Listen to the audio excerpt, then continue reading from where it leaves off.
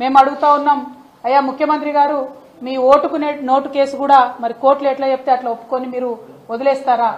ఆడబిడ్డల విషయంలో ఇంత అన్యాయం ఎందుకు? ఓటుకు నోటు కేసులో మీరు బోలెడంత మంది లాయర్లను పెట్టుకొని ఇప్పుడైతే అదే లాయర్లను ప్రభుత్వంలో ప్లీడర్లుగా చేసుకొని ప్రభుత్వం ధనంతోనే మీ సొంత కేసులు మీరు కొట్లాడుతూ ఉన్నారే. వారికి ఉన్నటువంటి ఇన్సెక్యూరిటీ వారు చెప్తున్నారేమో, వారి ప్రభుత్వాన్ని టచ్ చేసే ఉద్దేశం ఎవరికి లేదని పదే పదే అన్ని పొలిటికల్ పార్టీస్ చెప్తా ఉన్నాయి.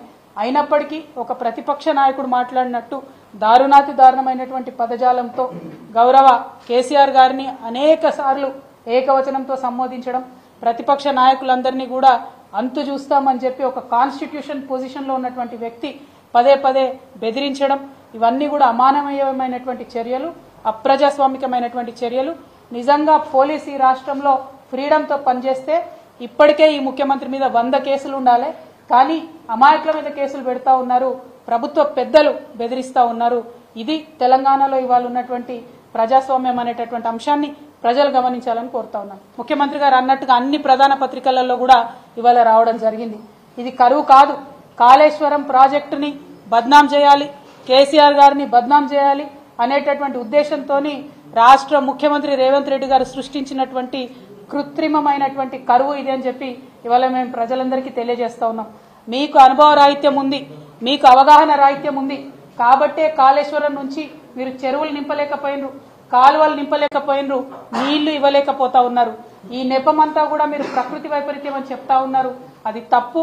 తెలంగాణ రైతు ఎన్నడూ కూడా మొగులకు ముఖం పెట్టి ఎదురు చూడకుండా ఉండాలని చెప్పే కాళేశ్వరం కట్టుకున్నాం. అందులో చిన్న సమస్య ఏదన్నా ఉంటే దాన్ని రిపేర్ చేయండి, దాన్ని ఎంక్వైరీ చేయండి, మీరు పొలిటికల్ గా కక్ష సాధింపు చర్యలు తర్వాత చేయండి.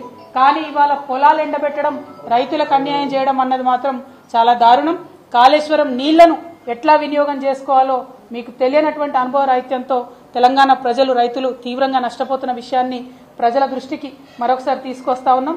మరి ఈ నేపథ్యంలోనే ముఖ్యమంత్రి గారిని ప్రశ్నిస్తా ఉన్నాం. 4 సౌత్ ఇండియన్ స్టేట్స్ ఢిల్లీలో ధర్నా పెడితే, కేరళ నుంచి ధర్నా పెట్టి బీజేపీని ప్రశ్నిస్తే ఎక్కడ కూడా మన ముఖ్యమంత్రి గారు మాట్లాడలేదు. కర్ణాటకలో వాళ్ళ కాంగ్రెస్ ప్రభుత్వమే ఉంది, వీళ్ళు ఢిల్లీకి పోయి ధర్నా చేసినా కూడా ఆనాడు మాట్లాడలేదు. తమిళనాడు ముఖ్యమంత్రి గారు సౌత్ ఇండియన్ ట్యాక్స్ అంతా సౌత్ ఇండియాకే రావాలి, ట్యాక్స్ డెవల్యూషన్ లో సౌత్ ఇండియన్ స్టేట్స్ కి అన్యాయం జరుగుతుందంటే కూడా ఈ ముఖ్యమంత్రి గారు ఎన్నడూ మాట్లాడలేదు. అన్నిటికన్నా ఎక్కువ మొన్న బడ్జెట్ లో మన రాష్ట్రానికి ₹1 రాకపోయినా కూడా ప్రధానమంత్రి గారి మీద ఈ ముఖ్యమంత్రి గారు మాట్లాడలేదు. మీరు పొలిటికల్ గా రాష్ట్రానికి అన్యాయం చేస్తున్నారు, అవగాహన లేక రైతులకు పొలాలు ఎండబెడతా ఉన్నారు. చాలా దారుణమైనటువంటి ఒక మహిళలంటే నిర్లక్ష్య వైఖరితోని మహిళలకు ప్రభుత్వ ఉద్యోగ అవకాశాల్లో గండి కొడతా ఉన్నారు. మరి ఈ వైఖరిని అంతా కూడా మేము ప్రజల ముందు స్పష్టంగా ఎత్తి చూపుతాం. కాబట్టి మీరు తప్పు చేయలేదు అంటే GO3 కరెక్ట్ అని మీరు విశ్వసిస్తే పర్మిషన్ ఇవ్వాల్సిందిగా మేము ప్రభుత్వాన్ని విజ్ఞప్తి చేస్తా ఉన్నాం. మరి ఆడబిడ్డల కోసం కేసీఆర్ గారు సంవత్సర కాలం కొట్లాడినటువంటి కేసుని మీరు అధికారంలోకి రాగానే ఆఘమేఘాల మీద వెనక్కి తీసుకొని కొత్త జీవోని ఎందుకు ఇచ్చినారు? ఎందుకు తరతరాలుగా మా ఆడబిడ్డలు నష్టం జరిగే విధంగా మీరు ఈ నిర్ణయం తీసుకున్నారు? ప్రభుత్వం నుండి నిన్న ఒక చిన్న రిజైండర్ ఇచ్చి వదిలేసినారు. కానీ ప్రభుత్వ సంస్థ చెప్పినట్టుగా women and child welfare department చెప్పినట్టుగా అంత ఈజీ అంశం కాదది. నిన్నగాక మొన్న వచ్చినటువంటి గురుకులాల్లో కూడా 12% మించి రిజర్వేషన్ మీరు ఆడబిడ్డలకు ఇవ్వలేకపోవడం అన్నదే పెద్ద రుజువు. GO3 అనేటటువంటిది తీరని నష్టం ఆడబిడ్డలకు చేస్తుంది కాబట్టి దాన్ని తక్షణమే వెనక్కి తీసుకోవాలనే డిమాండ్ని మేము చేస్తా ఉన్నాం. రెండవ అంశం, 3 నెలల్లో 30,000 ఉద్యోగాలు ఇచ్చామని చెప్పి మీరు చెప్పడం జరిగింది. కానీ ఈ 30,000 ఉద్యోగాలు కూడా మరి కేసీఆర్ గారు ఉన్న సమయంలోనే నోటిఫికేషన్ లేచి పరీక్షలు నిర్వహించి రిజల్ట్స్ ఇచ్చినటువంటి అంశాన్ని మీరు గమనించాలి. మరి వచ్చినటువంటి రిజల్ట్ ఇవన్నీ కూడా GO3 కన్నా ముందే వచ్చినాయి. కానీ వాటికి మీరు GO3 అప్లై చేస్తూ పాత ఉద్యోగాలలో కూడా మహిళలకు అన్యాయం చేసే ప్రయత్నం చేస్తా ఉన్నారు. ఇది చాలా దారుణమైన విషయాన్ని నేను తెలంగాణ బిడ్డలందరూ కూడా తెలియజేస్తా ఉన్నాం. మరి అదేవిధంగా ఇవాళ కరువు వచ్చింది, ఎవరు కూడా సాగునీళ్లు తాగునీళ్లు అడగొద్దని చెప్పి ముఖ్యమంత్రి గారు అన్నట్టుగా అన్ని ప్రధాన పత్రికలలో కూడా ఇవాళ రావడం జరిగింది. ఇది కరువు కాదు, కాళేశ్వరం ప్రాజెక్టుని బద్నాం చేయాలి, కేసీఆర్ గారిని బద్నాం చేయాలి అనేటటువంటి ఉద్దేశంతో రాష్ట్ర ముఖ్యమంత్రి రేవంత్ రెడ్డి గారు సృష్టించినటువంటి కృత్రిమమైనటువంటి కరువు ఇది అని చెప్పి ఇవాళ మేము ప్రజలందరికీ తెలియజేస్తా ఉన్నాం. మీకు అనుభవ రాహిత్యం ఉంది, మీకు అవగాహన రాహిత్యం ఉంది కాబట్టే కాళేశ్వరం నుంచి మీరు చెరువులు నింపలేకపోయినరు, కాలువలు నింపలేకపోయినరు, నీళ్లు ఇవ్వలేకపోతా ఉన్నారు. ఈ నెపమంతా కూడా మీరు ప్రకృతి వైపరీత్యం అని చెప్తా ఉన్నారు. అది తప్పు. తెలంగాణ రైతు ఎన్నడూ కూడా మొగులకు ముఖం పెట్టి ఎదురు చూడకుండా ఉండాలని చెప్పే కాళేశ్వరం కట్టుకున్నాం. అందులో చిన్న సమస్య ఏదన్నా ఉంటే దాన్ని రిపేర్ చేయండి, దాన్ని ఎంక్వైరీ చేయండి. మీరు పొలిటికల్గా కక్ష సాధింపు చర్యలు తర్వాత చేయండి. కానీ ఇవాళ పొలాలు ఎండబెట్టడం, రైతులకు అన్యాయం చేయడం అన్నది మాత్రం చాలా దారుణం. కాళేశ్వరం నీళ్లను ఎట్లా వినియోగం చేసుకోవాలో మీకు తెలియనటువంటి అనుభవ రాహిత్యంతో తెలంగాణ ప్రజలు, రైతులు తీవ్రంగా నష్టపోతున్న విషయాన్ని ప్రజల దృష్టికి మరొకసారి తీసుకొస్తా ఉన్నాం. అదేవిధంగా ఎంతసేపు పొలిటికల్ అంశాలు తప్పితే ఇంకొక అంశం ముఖ్యమంత్రి గారు మాట్లాడతలేరు. ప్రజలు, అభ్యున్నతి, అభివృద్ధి, రాష్ట్రము, ప్రగతి ఈ విషయాలన్నీ పక్కన పెట్టి ఎంతసేపు పార్లమెంట్ ఎన్నికల నేపథ్యంలోనే ముఖ్యమంత్రి గారు మాట్లాడుతూ ఉన్నారు. మరి ఈ నేపథ్యంలోనే ముఖ్యమంత్రి గారిని ప్రశ్నిస్తూ ఉన్నాం. 4 సౌత్ ఇండియన్ స్టేట్స్ ఢిల్లీలో ధర్నా పెడితే, కేరళ నుంచి ధర్నా పెట్టి బీజేపీని ప్రశ్నిస్తే ఎక్కడ కూడా మన ముఖ్యమంత్రి గారు మాట్లాడలేదు. కర్ణాటకలో వాళ్ళ కాంగ్రెస్ ప్రభుత్వమే ఉంది, వీళ్ళు ఢిల్లీకి పోయి ధర్నా చేసినా కూడా ఆనాడు మాట్లాడలేదు. తమిళనాడు ముఖ్యమంత్రి గారు సౌత్ ఇండియన్ ట్యాక్స్ అంతా సౌత్ ఇండియాకే రావాలి, ట్యాక్స్ డెవల్యూషన్ లో సౌత్ ఇండియన్ స్టేట్స్ కి అన్యాయం జరుగుతుందంటే కూడా ఈ ముఖ్యమంత్రి గారు ఎన్నడూ మాట్లాడలేదు. అన్నిటికన్నా ఎక్కువ మొన్న బడ్జెట్ లో మన రాష్ట్రానికి ₹1 రాకపోయినా కూడా ప్రధానమంత్రి గారి మీద ఈ ముఖ్యమంత్రి గారు మాట్లాడలేదు.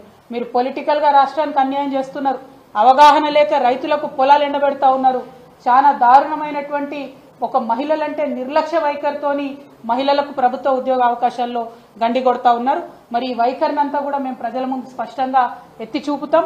మేము రేపటి నాడు మార్చి 8 నాడు పర్మిషన్ అడుగుతా ఉన్నాం ధర్నా చేయడానికి. మీరు చెప్పిన చాలా మాటలు చెప్పిరు, మా ప్రజాపాలనలో ఎవరన్నా ఎక్కడికన్నా పోవచ్చు, ధర్నాలు చేసుకోవచ్చు, పర్మిషన్ ఇస్తామని చెప్పినారు. మరి ఇవాళ మీరు అన్న మాట నిజమైతే రేపు మాకు పర్మిషన్ ఇవ్వండి. ఇట్స్ ఎ పొలిటికల్ మీటింగ్, శాంతియుతంగా పొద్దు నుండి సాయంత్రం వరకు కూర్చుంటాం, ప్రజలకు జరుగుతున్నటువంటి అన్యాయాన్ని వివరించి చెప్పేటటువంటి ప్రయత్నం చేస్తాం. ప్రజలకు అర్థమై మాకు మద్దతు ఇస్తేనే రేపటి నాడు అంశాలు ఉంటాయి తప్పితే ఇంకోటి కాదు. కాబట్టి మీరు తప్పు చేయలేదు అంటే GO3 కరెక్ట్ అని మీరు విశ్వసిస్తే పర్మిషన్ ఇవ్వాల్సిందిగా మేము ప్రభుత్వాన్ని విజ్ఞప్తి చేస్తా ఉన్నాం. Thank you. జై తెలంగాణ. పర్మిషన్ ఇవ్వకపోయినా వెళ్లేటటువంటి ప్రయత్నమే చేస్తాం ధర్నా చౌక్ కి. ఎందుకంటే ధర్నా చౌక్ అనేటటువంటిది ఓపెన్, యాక్చువల్గా పర్మిషన్ కూడా అవసరం లేదని ఒకప్పుడు చెప్పారు.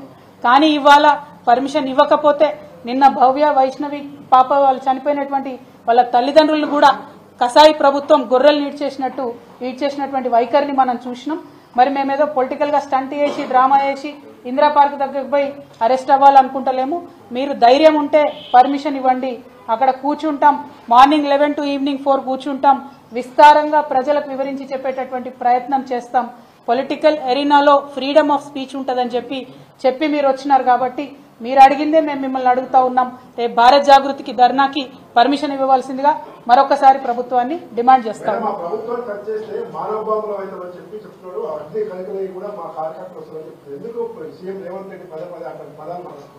వారికి ఉన్నటువంటి ఇన్సెక్యూరిటీ వారు చెప్తున్నారేమో, వారి ప్రభుత్వాన్ని టచ్ చేసే ఉద్దేశం ఎవరికి లేదని పదే అన్ని పొలిటికల్ పార్టీస్ చెప్తా ఉన్నాయి.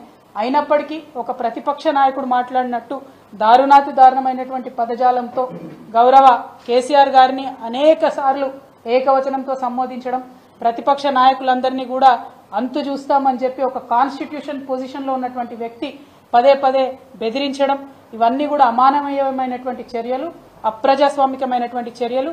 నిజంగా పోలీసు ఈ రాష్ట్రంలో ఫ్రీడంతో పనిచేస్తే ఇప్పటికే ఈ ముఖ్యమంత్రి మీద 100 కేసులు ఉండాలి.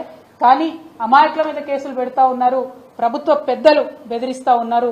ఇది తెలంగాణలో ఇవాళ ఉన్నటువంటి ప్రజాస్వామ్యం అనేటటువంటి అంశాన్ని ప్రజలు గమనించాలని కోరుతా ఉన్నాను. Join us at Sun and embark on a journey of service, innovation and excellence in the hospitality industry. Let us help you turn your dreams into reality. Sun International, Hyderabad, Visakhapatnam.